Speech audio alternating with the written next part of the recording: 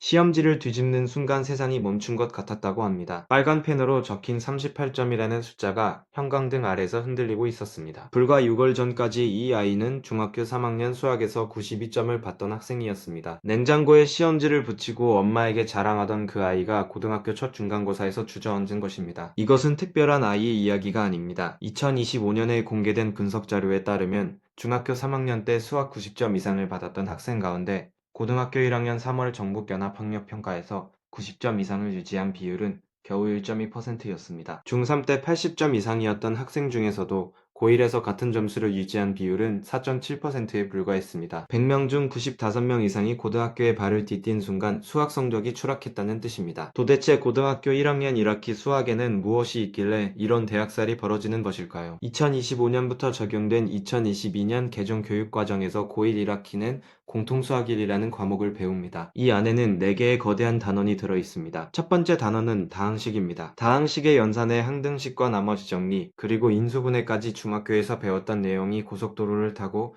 질주하듯 깊어지고 빨라집니다. 두 번째 단원은 방정식과 부등식입니다. 복소수라는 눈에 보이지도 않는 수가 등장하고 2차 방정식과 2차 함수가 하나로 엮으며 여러가지 부등식까지 한꺼번에 쏟아집니다. 세 번째 단원은 경우의 수입니다. 순열과 조합이라는 이름으로 경우를 세는 방법이 등장하는데 이 단원에서 논리적 사고력이 바닥나는 학생이 속출합니다. 네 번째 단원은 이번 개정에서 새로 추가된 행렬입니다. 숫자를 네모 상자 안에 배열하고 덧셈과 곱셈을 하는 이 낯선 개념이 많은 학생들을 당황하게 만듭니다. 중학교와 고등학교의 차이를 한마디로 말하면 문제의 차원이 다릅니다. 중학교에서는 개념을 알면 답이 나왔지만 고등학교에서는 개념 3개를 동시에 연결해서 한 문제를 풀어야 합니다. 하나의 문제 안에 인수분해와 2차 방정식과 2차 함수가 섞여 나오는 것이 고등학교 시험의 일상입니다. 여기에 상대평가라는 벽이 하나 더 추가됩니다. 중학교는 절대평가여서 90점을 넘기면 A등급을 받을 수 있었습니다. 하지만 고등학교에서는 상위 4%만 1등급을 받습니다. 200명 중 8명만이 1등급이라는 좁은 문을 통과할 수 있습니다. 전국 일반고 고1 수학 평균 점수가 51.2점이라는 통계가 있습니다. 반 평균이 50점대라는 것은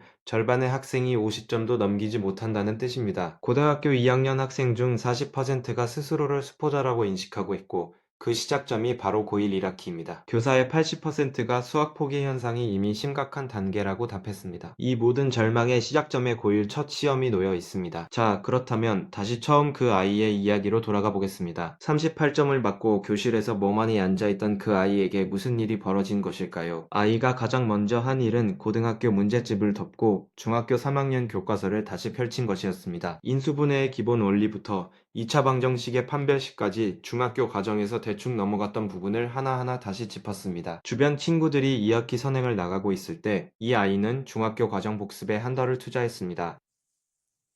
기초가 잡히자 놀라운 일이 벌어지기 시작했습니다. 다항식의 연산이 손에 익기 시작했고 복소수가 더 이상 외계 언어가 아니라 도구로 느껴지기 시작했습니다. 이 아이가 38점에서 기말고사 86점까지 올라가는데 걸린 시간은 석 달이었습니다. 빠른 시간은 아니었지만 매일 기본 개념 한 단원씩 소화하고 틀린 문제를 3번씩 반복하는 단순한 방법을 포기하지 않았습니다. 책상 앞에 붙인 종이에는 개념이 먼저다라는 4글자가 적혀 있었습니다. 이 아이의 이야기가 우리에게 말해주는 것은 하나입니다. 고등학교 수학은 선행의 양이 아니라 기초의 깊이가 결정한다는 것입니다. 학원 안내판에 적힌 고2 선행 특별반이라는 글자보다 중학교 과정을 완벽하게 소화했는지 점검하는 것이 10배 더 중요합니다. 고1 1학기는 고등학교 3년 수학의 기초 체력입니다. 이 시기에 무너지면 2학년 미적분과 3학년 수능 수학이 전부 흔들립니다. 반대로 이 시기에 기초를 단단히 세운 학생은 2학년이 되어도 3학년이 되어도 자기 페이스를 잃지 않습니다. 지금 이 영상을 보고 있는 고1 학생이 있다면 기억하시기 바랍니다. 첫 시험 점수가 당신의 실력이 아닙니다. 중학교와 고등학교의 체급 차이를 처음 맞닥뜨린 것일 뿐입니다. 부모님이 보고 계시다면 아이의 첫 시험 점수에 놀라지 마시고 지금 어디가 부족한지를 함께 찾아주시기 바랍니다. 다시 그 교실로 돌아갑니다. 기말고사 시험지를 뒤집는 아이의 손이 이번에는 떨리지 않습니다. 86점이라는 숫자를 바라보는 아이의 눈에 조용한 눈물이 고여 있습니다. 석 달 전 38점을 받고 멍하니 앉아있던 그 자리에서 아이는 완전히 다른 사람이 되어 있었습니다. 고등학교 수학은 천재만의 영역이 아닙니다. 기초를 인정하고 돌아갈 용기를 가진 사람의 영역입니다. 그 용기 한 걸음이 고1 1학기라는 거대한 벽을 반드시 넘게 해줄 것입니다.